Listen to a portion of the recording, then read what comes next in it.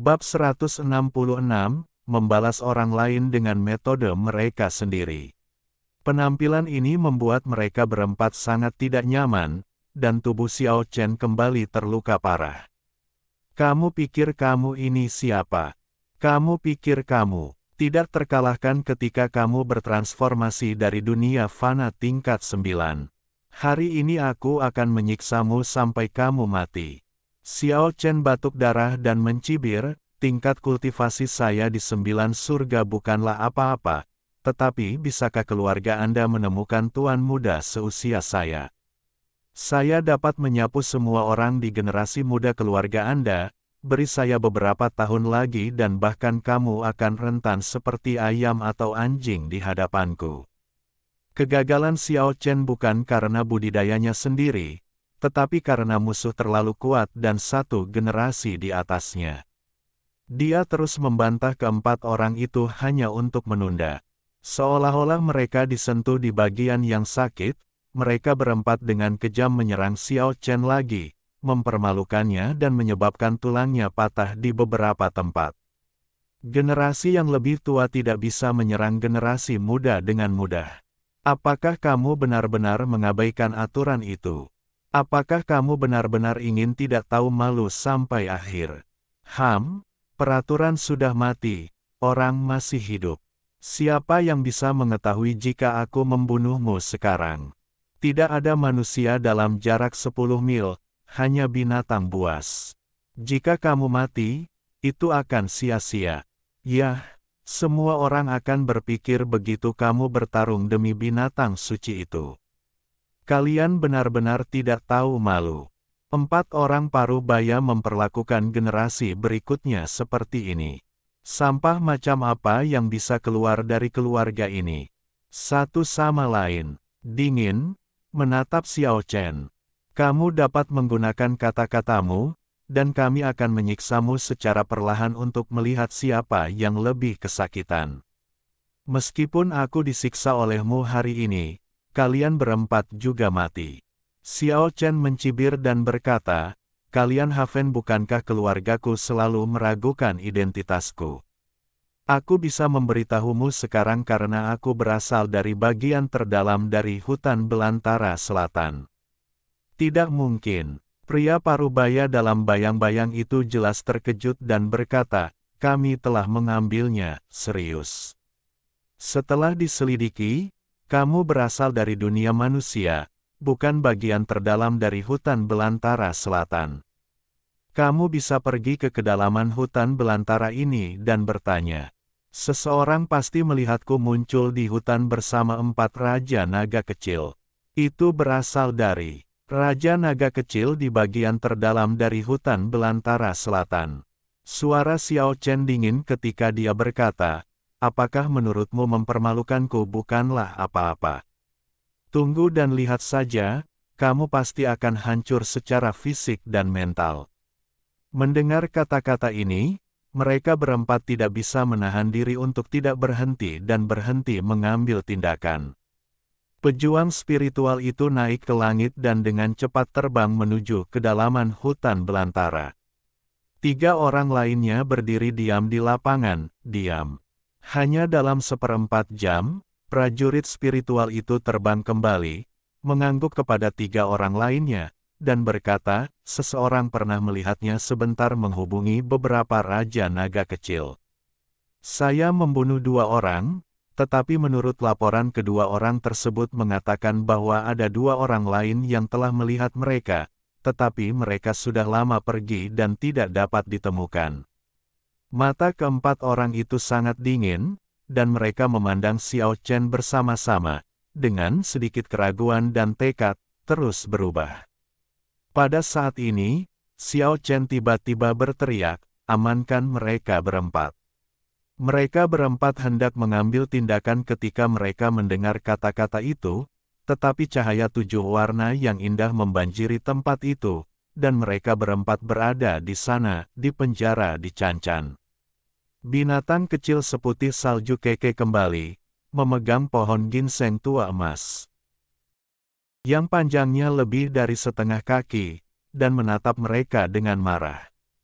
Tidak jauh dari sana, naga kecil yang keras kepala itu juga mengaum dengan suara rendah, menunjukkan menatap tajam ke arah mereka.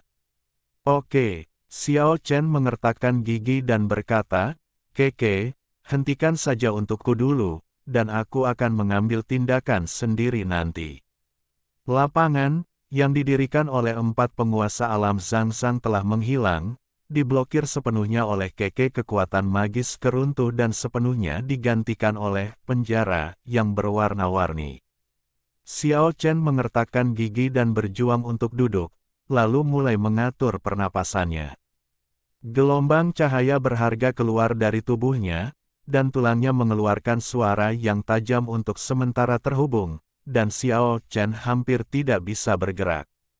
Menarik keluar pisau hitam yang patah, Xiao Chen terhuyung ke depan dan memotong 4 telapak tangan kiri tanpa ampun. Ah! Ah! Jeritan menggema di reruntuhan. Jangan khawatir, aku tidak akan membiarkanmu mati segera.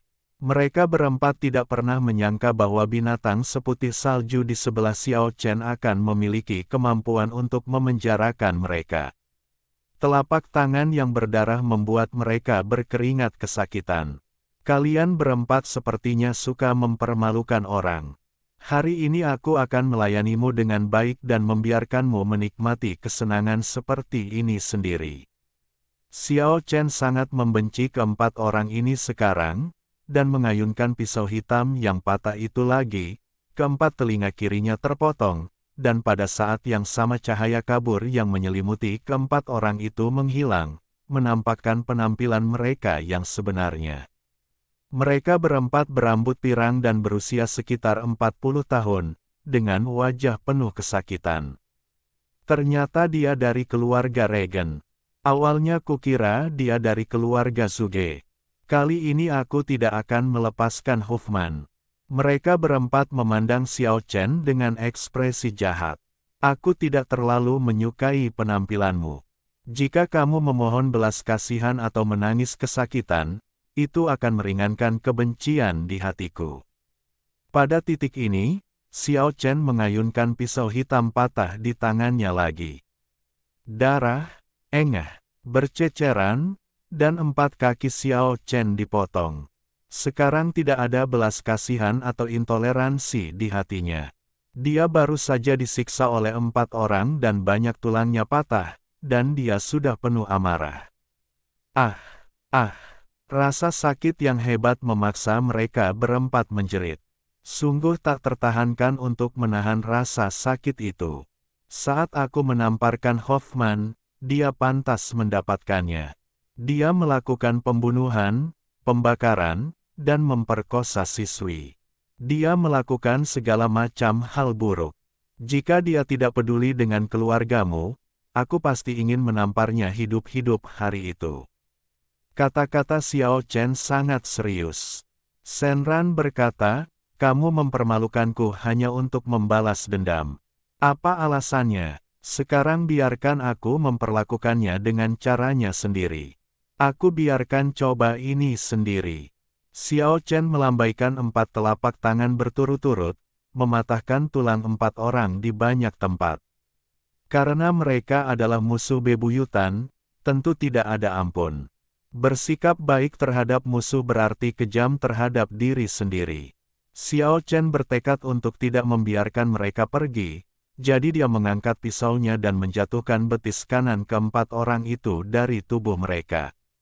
Darah menyembur tinggi, menodai reruntuhan itu menjadi merah.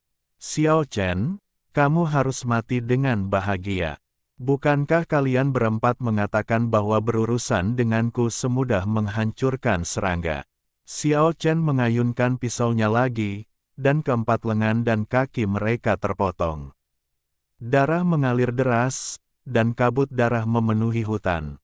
Xiao Chen membawa keempat orang itu dan melemparkan mereka langsung ke sarang semut. Semut beracun di hutan sangat ganas, dan segera mereka menutupi tubuh mereka. Jeritan menyedihkan membuat kulit kepala orang mati rasa, dan terdengar sangat menyakitkan dan tragis.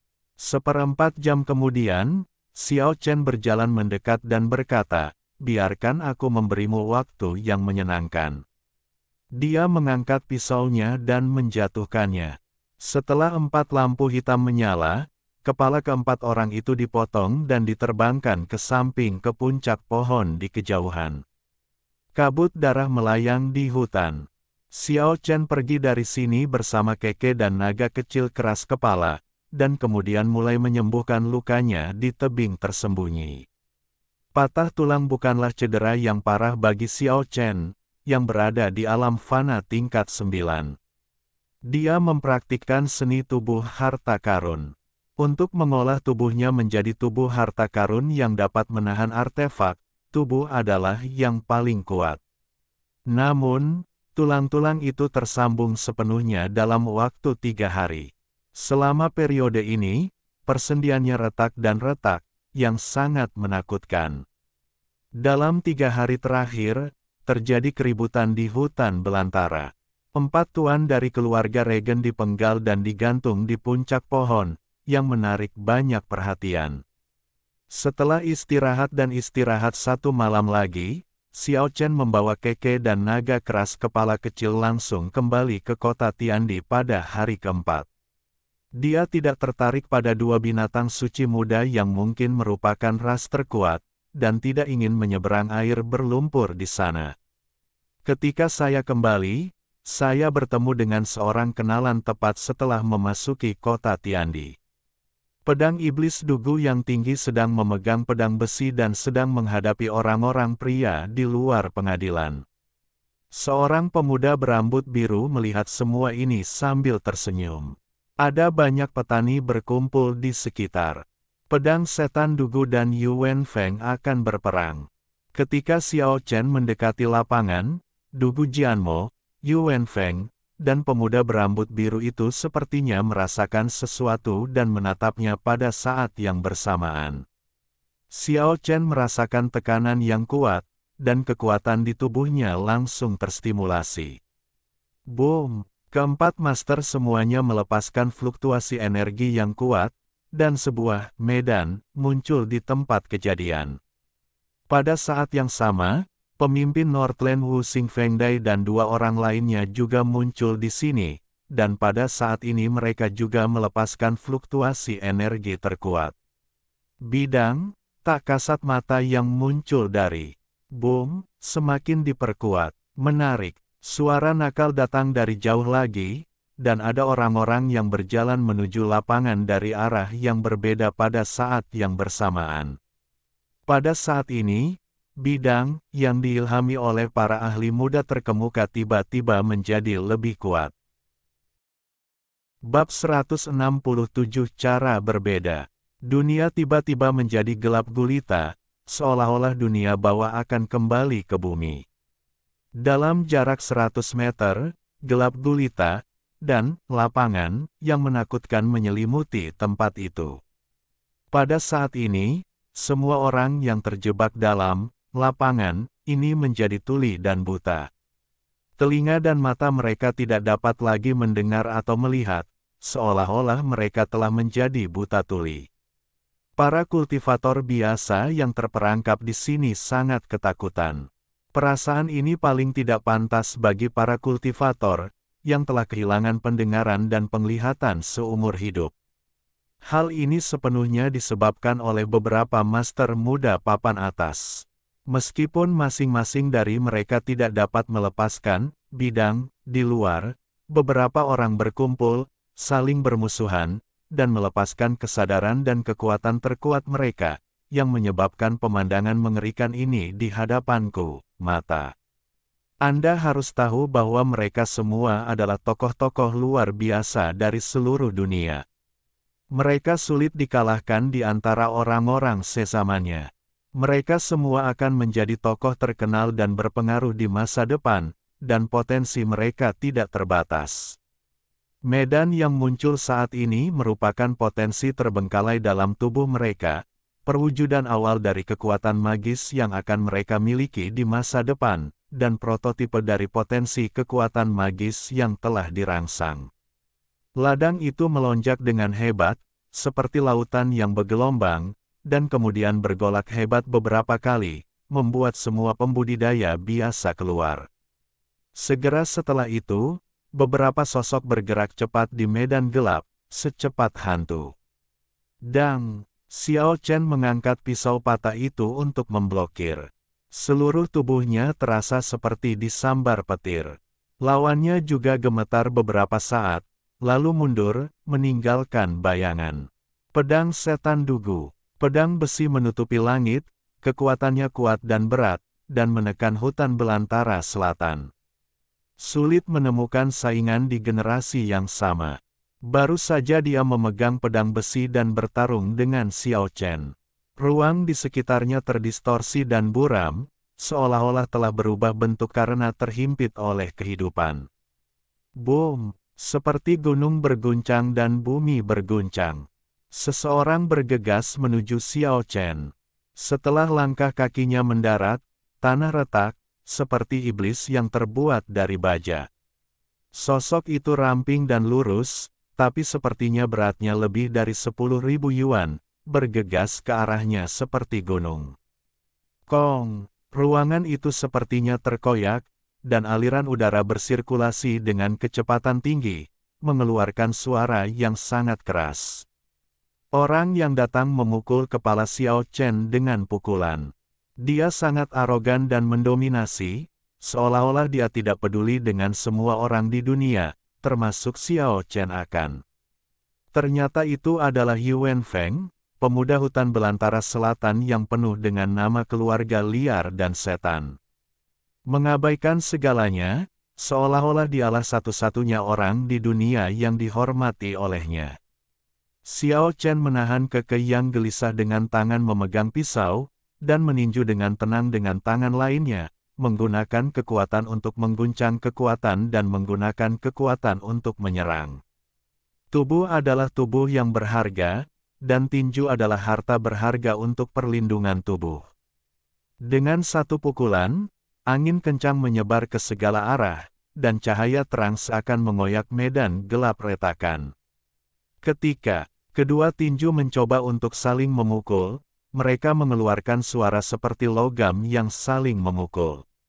Suaranya sama memekakkan telinga seperti guntur, menyebabkan banyak pembudidaya berdengung di gendang telinga mereka dan menjadi tuli untuk sementara waktu.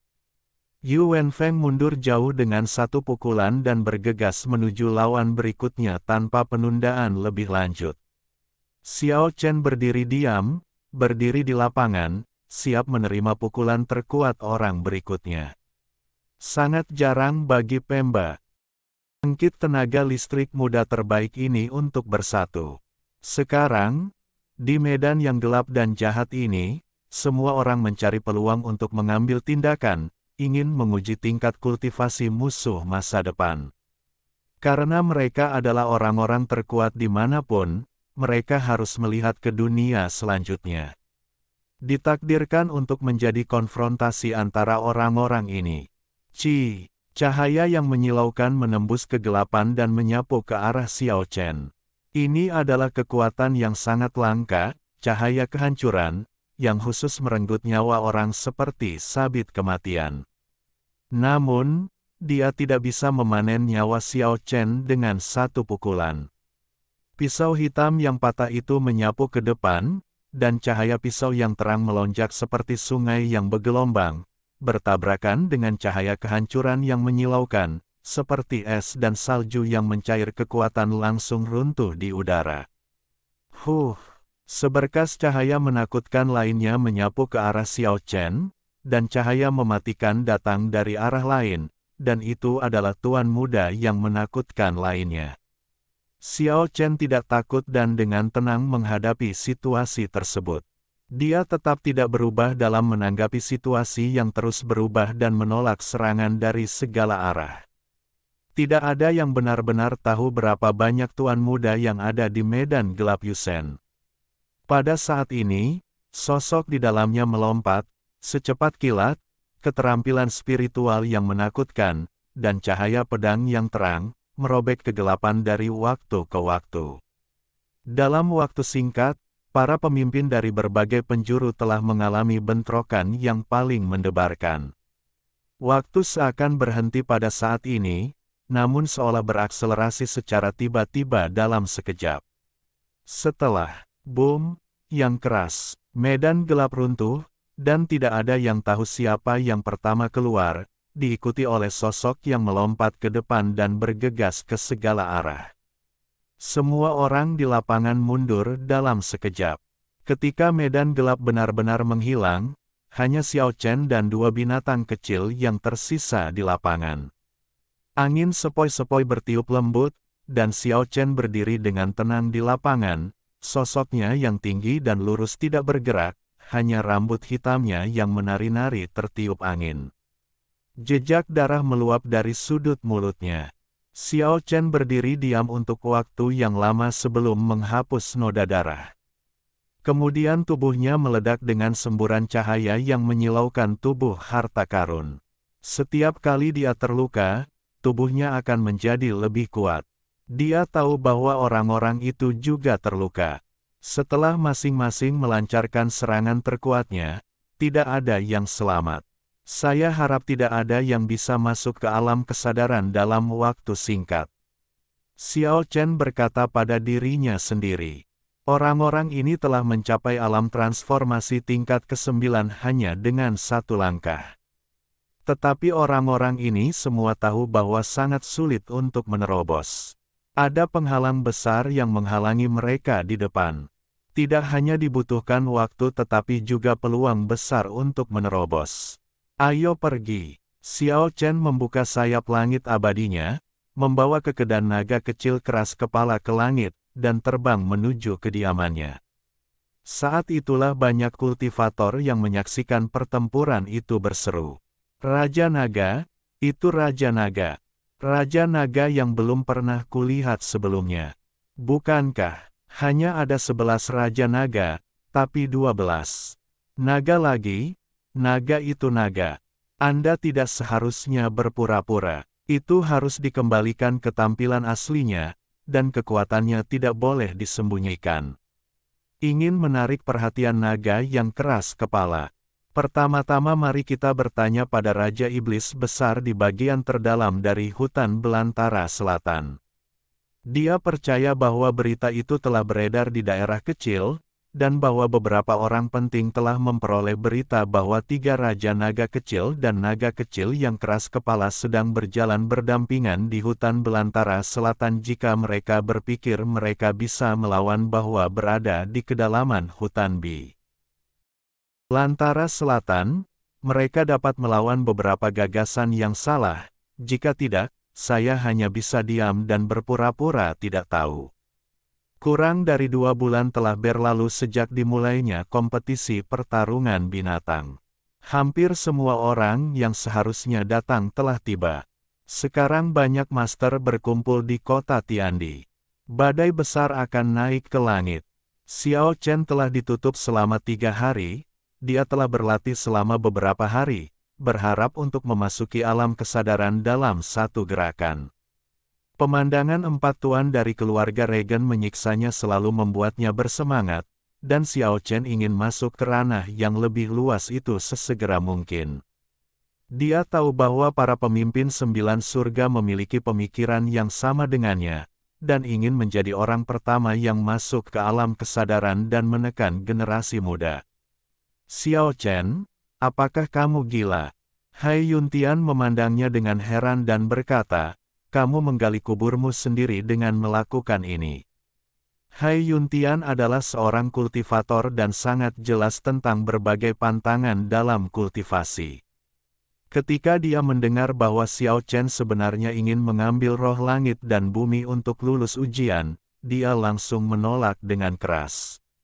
Saya normal, saya tahu apa yang saya lakukan. Xiao Chen sangat tenang. Apakah kamu benar-benar tidak sadar atau kamu pura-pura tidak tahu? Hai Yuntian memandang Xiao Chen dengan bingung dan berkata, yang paling tabu dalam kultivasi adalah jalan pintas. Setiap kultivator yang ingin mencapai prestasi besar harus istirahat, melalui dalam dirinya sendiri dan berlatih keras, jangan mengandalkan kekuatan eksternal. Ini adalah kristalisasi kebijaksanaan para pendahulu. Petik 2. Hai Yuntian berkata, saya tidak percaya Anda tidak mengetahui prinsip-prinsip ini. Bumi mungkin bisa memberi seseorang kekuatan besar dalam waktu singkat, tapi itu harus didapatkan. Kegagalan, ketika dia mendapatkan kekuatan yang dia impikan pada tahap itu, juga berarti dia akan selamanya kehilangan kualifikasi untuk menjadi yang terkuat. Kekuatan yang diperoleh dari dunia luar membatasi pengembangan kekuatannya sendiri, dan itu adalah belenggu yang tidak akan pernah bisa dia lewati. Melakukan ini seperti menutup jalanmu sendiri. Apakah kamu benar-benar tidak memahami kebijaksanaan para pendahulu ini? Petik 2. Tentu saja saya pernah mendengarnya. Xiao Chen menjawab dengan tenang, tetapi, Tao, saya berbeda dari yang lain. Berbeda? Apakah latihan Anda istimewa? Apakah Anda pikir Anda melampaui semua orang sebelumnya? Itu bukan karena latihan Anda. Xiao Chen sepertinya tidak ingin mengatakan apa-apa lagi. Melihat tatapan keras kepala Xiao Chen, Hai Yuntian menggelengkan kepalanya dan berkata, jika itu orang lain, aku tidak akan membujuknya sama sekali. Kamu adalah orang luar biasa yang bersikeras menempuh jalanmu sendiri seperti ini, seperti bermain api. Orang kuat selain memiliki fisik yang luar biasa, Anda juga harus memiliki hati yang pantang menyerah. Jika suatu saat kultivasi Anda tidak bisa lagi meningkat, bagaimana Anda bisa menahan siksaan karena tidak pernah memiliki harapan? Hancurkan. Yuntian menghela nafas dan berkata, pengalaman di dunia kultivasi adalah kristalisasi kebijaksanaan. Beberapa kata lebih benar daripada kebenaran. Orang kuat tidak takut kesepian, tetapi takut stagnan selamanya jalan untuk mengejar kekuatan. Jika Anda benar-benar bersikeras untuk menempuh jalan Anda sendiri, cepat atau lambat Anda akan memahami arti kalimat ini. Petik 2. Saya hanya ingin mengambil jalan yang tidak berani diambil oleh para pendahulu. Saya mengikuti jalan yang telah diambil oleh para pendahuluku. Cara saya berlatih. Saya berbicara dengan fakta. Saya juga mengambil beberapa esensi roh langit dan bumi. Memang, jalan saya menuju kultivasi memang terhalang dalam waktu singkat. Terus berlatih keras seperti sebelumnya. Apa hasilnya? Seperti sungai yang meluap, tidak dapat dihentikan.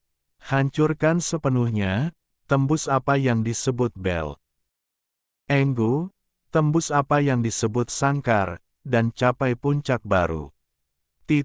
Kamu terlalu keras kepala. Hai Yuntian merasa tidak berdaya dan mencoba membujuknya. Pada akhirnya, berkata, berdasarkan tingkat kultivasi Anda, hanya ada sedikit lawan di antara rekan-rekan Anda.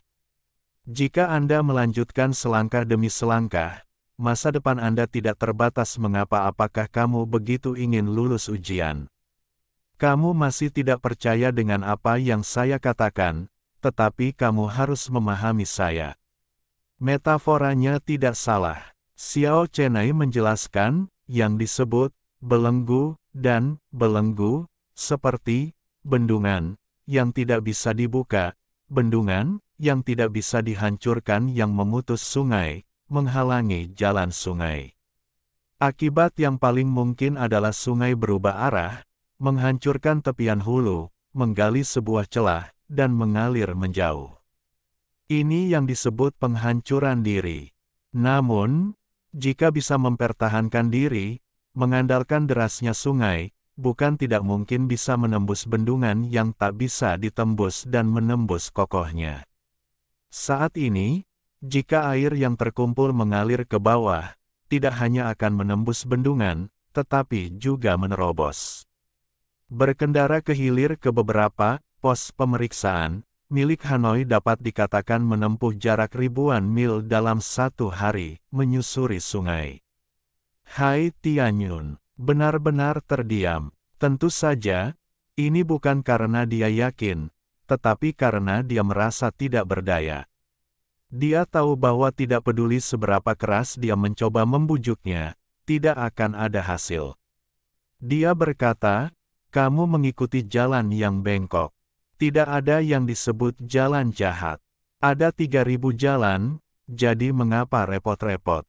Berjalan di satu jalan, jika semuanya mengikuti jalan para pendahulu, akan sulit untuk melampaui orang pertama yang tentu saja, Tao, yang saya latih sekarang pasti bukan satu-satunya, Tao, di masa depan, itu terus berubah, karena saya yakin banyak orang telah mempraktikkan Tao.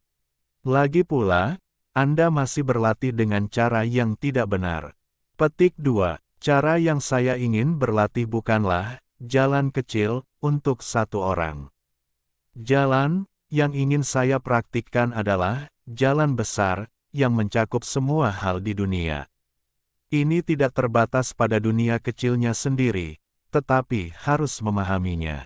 Seluruh dunia besar, Xiao Chen berkata dengan santai, sekecil rumput atau pohon, sebesar sungai yang panjang, gunung yang besar, dan lautan yang luas, semuanya lahir di dunia yang besar.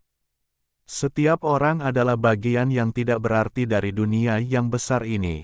Apa perbedaan antara hal-hal eksternal dan batin? Tao, para pendahulu adalah cara yang keluar dari langit dan bumi, tetapi, Tao, saya mencakup seluruh dunia. Yang disebut Tao pada akhirnya adalah segala sesuatu di dunia ini terintegrasi menjadi satu. Hai Yuntian terlalu malas untuk mengatakan apa-apa lagi. Jangan khawatir, saya tidak bisa membangun bendungan raksasa sekaligus.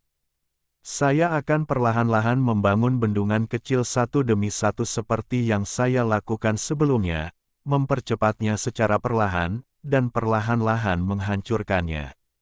Esensi spiritual langit dan bumi tidak ada masalah sama sekali.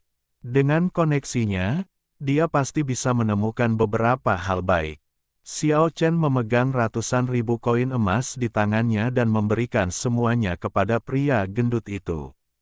Mengenai masalah ini, bahkan jika seluruh dunia menentangnya, Xiao Chen juga memiliki sekutu yang kuat, dan itu adalah Keke. Binatang kecil itu dengan senang hati mengangkat keempat cakar binatang kecilnya sebagai tanda persetujuan. Harus dikatakan bahwa Fatih sangat efisien dalam pekerjaannya, dan sejumlah esensi roh langit dan bumi dikirimkan keesokan harinya. Tentu saja, biayanya sangat mencengangkan. Harganya 80.000 koin emas sekaligus, dan setengah dari koin emas tersebut telah dihabiskan. Terlihat dari sini bahwa jika ingin berlatih dengan cara ini, tidak mungkin tanpa uang. Di antara kumpulan esensi spiritual langit dan bumi ini, yang paling mahal, Raja Ginseng Emas Ungu, diperkirakan sudah sangat tua dan berharga total 50.000 koin emas. Itu keterlaluan. Zhuge Liang, kamu telah ditipu, bukan? Tidak ada yang akan menjualnya jika koin emasnya hilang. Konon pohon ginseng tua ini sangat jahat. Penduduk asli tua yang menggalinya. Ginseng saat kami membelinya berkata kepada penjualnya kali ini, Raja Ginseng tua dan penyu putih digali pada saat yang bersamaan. Anda harus tahu bahwa penggali ginseng sangat teliti dalam hal ini yang melindungi ginseng tua. Bahkan ular atau tikus pun sudah cukup membuktikan bahwa ginseng tua itu tua. Ginseng adalah benda spiritual yang langka, bagaimana dengan penyu putih langka yang berumur panjang? Saya tidak memahami hal ini dan menjual penyu putih secara terpisah kepada orang lain. Penjual mengatakan bahwa jika penyu putih masih ada, dia tidak akan menjualnya dengan harga kurang dari 100.000 koin emas. Xiao Chen linglung, dan kemudian pikirannya pergi, atas dan ke bawah. Kura-kura putih menjaga ginseng tua, itu jelas seekor naga. Kalau begitu, bukankah pohon ginseng tua ini merupakan harta karun yang langka? Tidak hanya Xiao Chen yang mengerti, tetapi naga kecil yang keras kepala itu juga mendengar apa yang sedang terjadi. Dia tidak lagi sekeren sebelumnya. Matanya telah melembut, dan dia dan Xiao Chen memandangi tumpukan esensi langit dan bumi. Tetapi dia menemukan bahwa Raja Ginseng tua telah menghilang. Dia berbalik dan menemukan bahwa binatang kecil seputih salju Keke sangat mabuk. Dia sedang memeluk Raja Ginseng tua dan menelan ludahnya. Ekspresinya penuh kebahagiaan dan kepuasan, sepertinya akan pingsan karena kegembiraan. Xiao Chen dengan cepat berteriak, "Tunggu sebentar." Binatang kecil seputih salju itu sudah siap untuk menggigit. Ketika dia mendengar kalimat ini, dia melihat ke belakang dengan curiga, tetapi dia tidak bisa menahan diri untuk tidak menggigitnya. Dalam sekejap, cahaya warna-warni membubung ke langit, dan seluruh halaman dipenuhi aroma yang memabukkan. Tentu saja binatang kecil itu tidak akan makan sendirian. Bab 168 Kekuatan Ginseng Naga. Binatang kecil seputih salju itu memiliki ekspresi kebahagiaan dan kepuasan di wajahnya. Ginseng tua ungu emas sepanjang setengah kaki yang dipegang erat di lengannya hampir lebih panjang dari tubuhnya. Ia mengerutkan hidung kecilnya yang lucu, ketuk. Dia menggigitnya, dan dalam sekejap, cahaya warna-warni melonjak ke langit, dan seluruh halaman dipenuhi dengan aroma yang memabukkan. Penampakan aneh ini begitu mencengangkan, cahaya warna-warni justru menyelimuti seluruh halaman, seolah ada matahari warna-warni yang dipeluk Keke. Aroma buah-buahan yang menyegarkan membuat orang mabuk. Aroma harum dan harumnya yang begitu kuat seakan-akan meresap ke dalam tulang orang dalam sekejap, membuat orang mabuk total. Ginseng tua berwarna ungu keemasan di luar, tetapi di dalamnya penuh dengan warna-warni cemerlang. Tidak ada daging ginseng di dalamnya, melainkan cairan kental seperti madu. Kilauan cerah mengalir, dan tetesan kental berwarna-warni perlahan mengalir dari kulit tua keluar. Saat ini, semua orang di jalan mencium aroma yang memabukkan ini. Xiao Chen, Keke, dan naga kecil keras kepala semuanya mulai menikmatinya dalam keadaan mabuk. Ini memang inti dari langit dan bumi yang dijaga oleh klan naga. Tetesan kental berwarna-warni meleleh di mulut, dan rasanya begitu enak sehingga Xiao Chen merasa pori-pori di sekujur tubuhnya terbuka, dan seluruh tubuhnya terasa sangat nyaman. Sinar cahaya kecil mengalir ke mulutnya. Gulu. Pria gendut itu menelan ludahnya dengan keras. Dia benar-benar ingin bergegas dan mengambil beberapa gigitan di tangannya. Hai Yuntian, yang biasanya sangat memperhatikan sopan santun, tidak lebih baik saat ini. Dia memaksa dirinya untuk berbalik dan diam-diam menelan ludahnya. Kalian berdua punya kesempatan untuk bertemu denganku. Datanglah juga. Xiao Chen menyapa Fatih dan Hai Yuntian sambil tersenyum. Binatang kecil seputih salju Keke sedikit tidak senang. Ia bersedia membaginya dengan Xiao Chen dan naga kecil yang keras kepala, tetapi ia tidak akan bersedia jika itu adalah orang lain. Sepasang mata hitam besar, lalu mengambil seteguk besar. Tetesan warna-warni itu begitu indah hingga tanpa sadar mereka menutup mata, bersenandung seolah mabuk.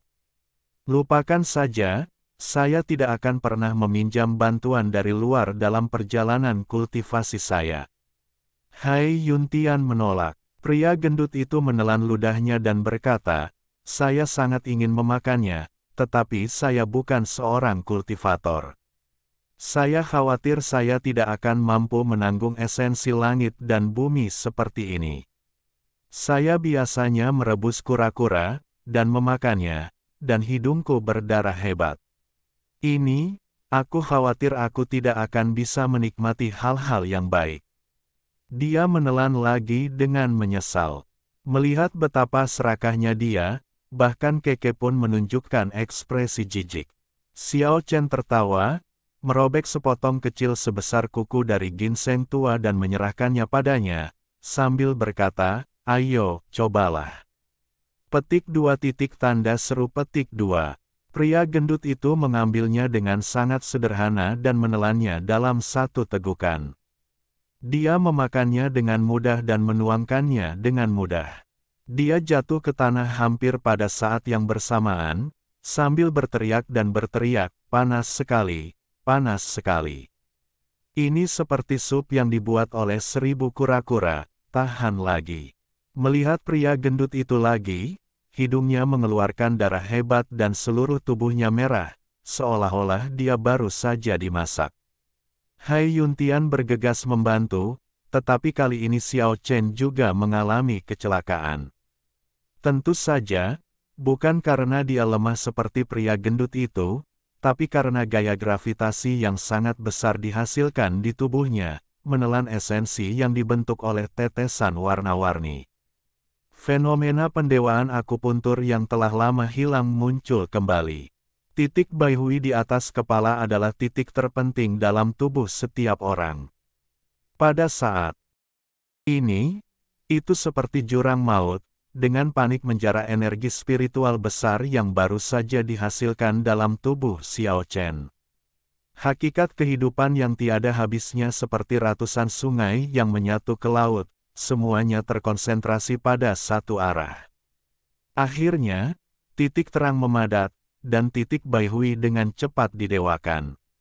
Waktu yang diperlukan untuk membentuk beberapa titik ketuhanan utama jauh lebih singkat dibandingkan sebelumnya. Xiao Chen merasa sedikit tidak berdaya, hal seperti ini terjadi lagi. Energi spiritual yang besar tidak dapat bergerak sesuai keinginannya, dan semuanya terkondensasi menjadi satu titik, membuat titik akupuntur tertentu menjadi dewa. Masalahnya tidak berhenti di situ, pusaran gelap muncul di titik Laogong di tangan kiri dan kanan Xiao Chen, dengan panik merampas sebagian besar Raja Ginseng tua di tangannya. Keke dan Little Stubborn Dragon bergerak cukup cepat dan akhirnya berhasil meraih kurang dari separuh tanaman.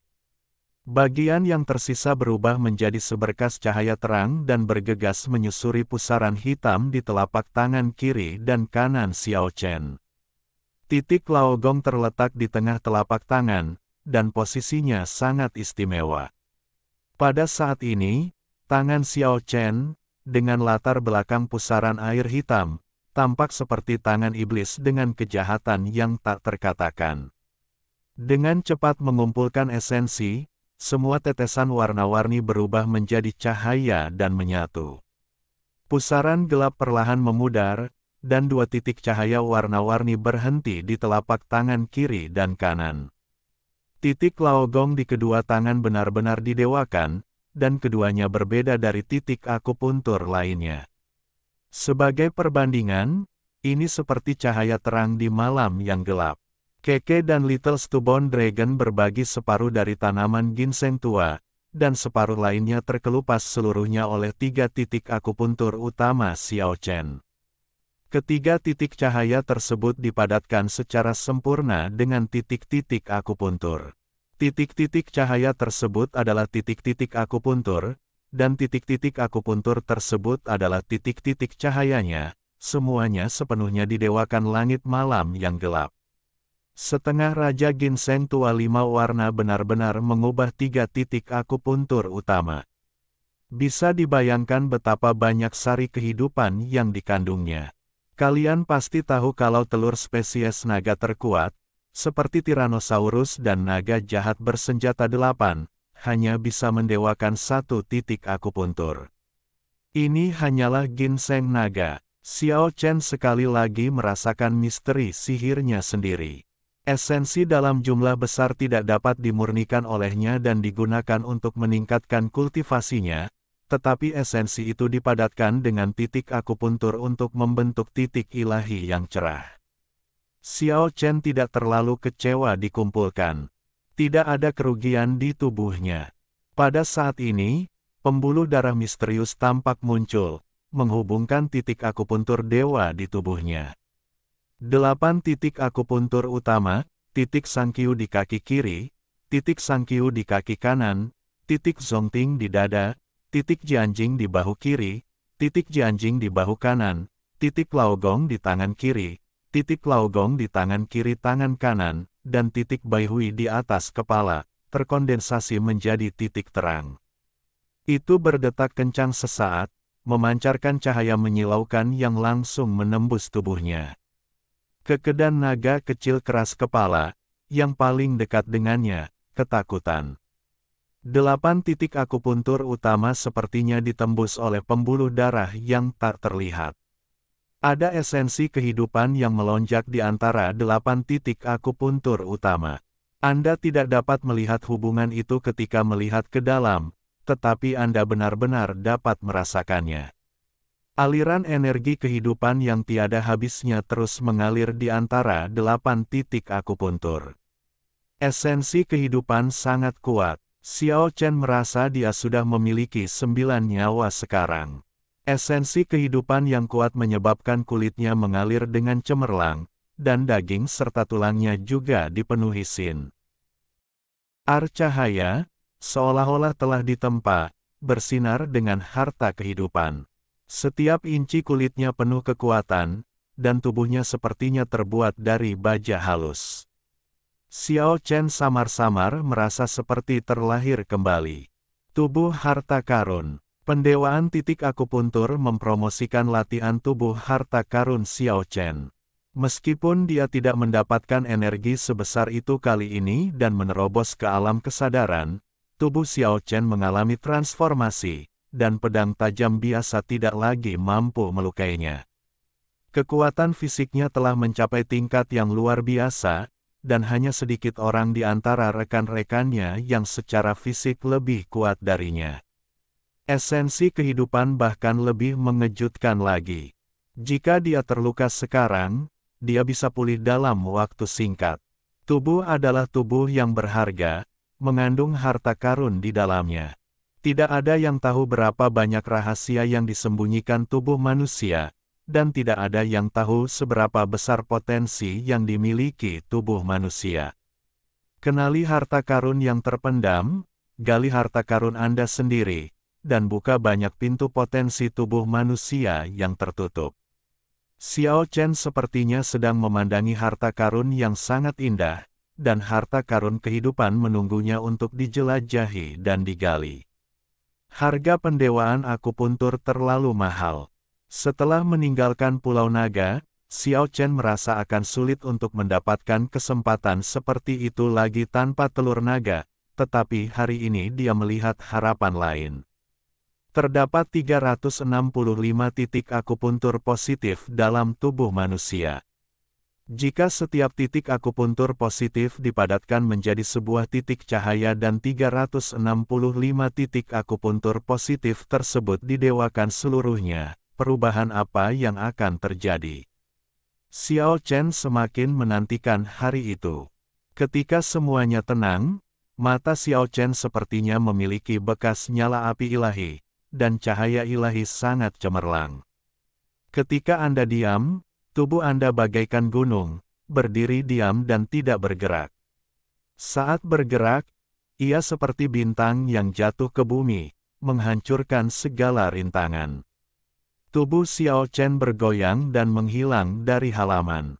Bayangan muncul ke segala arah di langit. Pria gemuk yang mimisan itu akhirnya berhenti mengeluarkan darah. Dia tampak kesal dan berkata, "Itu tidak masuk akal. Orang-orang makan ginseng tua dan melompat-lompat, tapi aku makan ginseng tua dan hidungku berdarah." Kondisi Chen tampak buruk kembali. "Sudahkah kamu meningkatkan kultivasimu?" "Tidak, hanya saja tubuhmu menjadi lebih kuat, dan kekuatan serta kecepatanmu juga telah meningkat pesat." "Bukankah ini dianggap peningkatan? Buka hartamu sendiri, aku belum ada pintu yang terbuka." Pada titik ini, Xiao Chen berkata kepada Hai Yuntian dan Fatih, "Bisakah kamu mencarikan untukku tempat tinggal Dugus Sword Demon, saudara laki-laki Kanasi yang mesum, Yu Wenfeng dan yang lainnya?" Petik 2. Xiao Chen menjelaskan dengan singkat, dan keduanya mengerti bahwa dia sebenarnya ingin menemukan orang-orang terkuat dari generasi muda, bukan hanya mereka yang ada di hutan belantara selatan. Anggota generasi muda terkuat yang muncul di kota Tiandi 3 hari lalu telah berkumpul sebentar dan menginspirasi bidang yang tidak terduga. Target Xiao Chen adalah orang-orang ini. "Apakah kamu gila?" Hai Yuntian memandang Xiao Chen dengan heran, karena dia bisa melihat semangat juang yang luar biasa di matanya. Saya sangat membutuhkan pertempuran sengit. Saya telah menatap dunia baru. Sekarang hanya melalui pertempuran maut yang ekstrim saya dapat bergegas ke dunia itu dalam waktu sesingkat mungkin. Anda tidak perlu meminta saya untuk menantang Anda. Menjelajahi semua orang. Hai Yuntian menatapnya dengan curiga, memiliki firasat buruk. Akhirnya, perkataan Xiao Chen membuat kecurigaan Hai Yuntian menjadi kenyataan. Saya tidak akan menantang, saya akan membunuh mereka semua. Bertarung satu demi satu, 10 pertempuran berturut-turut. Pada akhirnya, saya mungkin terluka parah dan sekarat dan kembali ke sini.